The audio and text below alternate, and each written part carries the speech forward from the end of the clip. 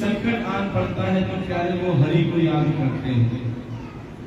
ऐसा मत समझना कि केवल आपको ही संकट आते हैं, आपको ही दुख आते हैं। प्यारे भगवान भी चीज से नहीं बचे कि बिना सोचे समझे किसी को वचन देना, बिना सोचे समझे किसी को सम्मान देना, ये उचित नहीं है। इसलिए भोले बाबा हमेशा फंस जाते हैं। ध्यान देना कि एक बार भस्मासुर जो तपस्या कर रहा था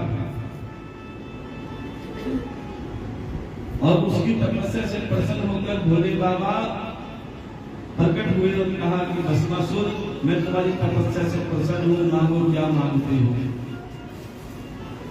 तब भस्मासुर ने कहा, प्रभु आप मुझसे इतने प्रसन्न हैं तो मुझे एक छोटा सा वरदान दे दीजिए। कौन सा वरदान? जिस पर मैं हाथ रखूं भस्म हो जाए। अब भोले बाबा ने बिना सोचे समझे, ये आपसे भी कह रहे हैं कि बिना सोचे समझे किसी को वचन मत दिया करो कि हाँ कर देंगे, मैं ये कर दूंगा, वो कर दूंगा। ऐसे कहने वाले हमेशा संकट में आ जाते हैं। अब भोले बाबा ने बिना सोचे समझे तथास्तु कह दिया। अब जैसे भस्मासुर को ये वरदान मिला कि मुझे ऐसा वरदान मिला कि जिस किसी के ऊपर मैं हाथ रखूं वो भस्म हो जाए, तब भस्मासुर ने सोचा ट्राई किस पर करूं। सामने देखा भोले बाबा जी खड़े।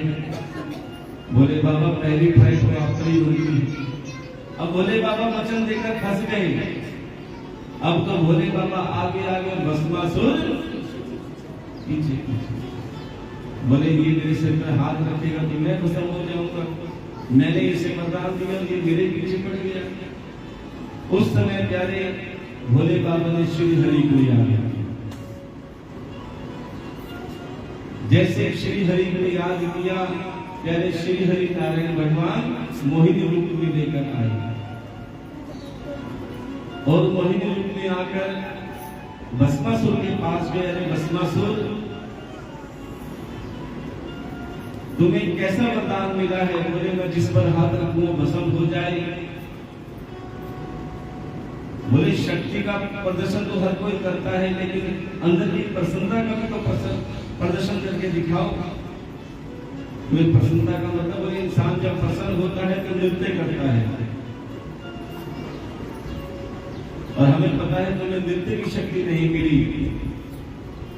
बोले तो ये कौन शक्ति देगा? बोले ये मैं शक्ति दूंगी, क्योंकि ये श्री हरि की लीला थी।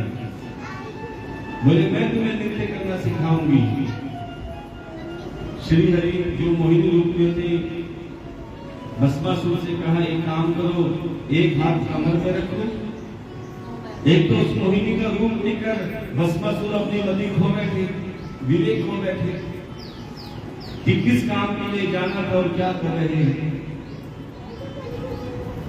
अब प्यारे जैसे ही मोहिनी ने कहा एक हाथ कमर पे रखो और एक हाथ नाचने के लिए जैसे सर पे हाथ रखा, उसे क्षण भस्मासुर स्वाहा हो गए। बोल शंकर भगवान की। इसीलिए कहते हैं प्यारे कि बिना सोचे समझे कोई कार्य मत करो। आपने एक चीज और देखी होगी, या सुनी होगी कथाओं के द्वारा, संतों के रूप के द्वारा, कि भोले बाबा के जो भक्त हैं ना, वो बहुत धनवान है, बहुत शक्तिमान होते हैं, क्योंकि भोले बाबा उनको बिना सोचे समझे सब कुछ दे देते हैं। खुद विष पी गए और देवताओं को अमृत दे दिया बिना सोचे समझे। ध्यान दें। लेकिन हमारे ठाकुर जी हैं ना, ये सीधे नहीं है। इनके जो भक्त होते हैं ना, वो भले करोड़पति ना हो, ज्यादातर दुखी मिलेंगे। जो कन्हैया को मानते हैं, इनकी पूजा करते हैं, सेवा करते हैं ना, वो उतने ज्यादा दुखी रहेंगे। क्यों? क्योंकि ये बिना सोचे समझे कुछ नहीं देते, बल्कि जो होता है ना वो भी छीन लेते हैं, क्योंकि ये परीक्षा ज्यादा लेते हैं। और भोले बाबा सब कुछ वैसे ही देते हैं। इसीलिए कहते हैं प्यारे कि आज जो शिव महापुराण की आप कथा श्रवण कर रहे हैं, हो सकता है आपको मेरे भोले बाबा भी बिना सोचे बिना समझे तुम्हारी ऐसी झोली भर दे, तुम्हारे ऐसे भंडार कर दे, फिर तुम किसी के आगे न सच करा सकते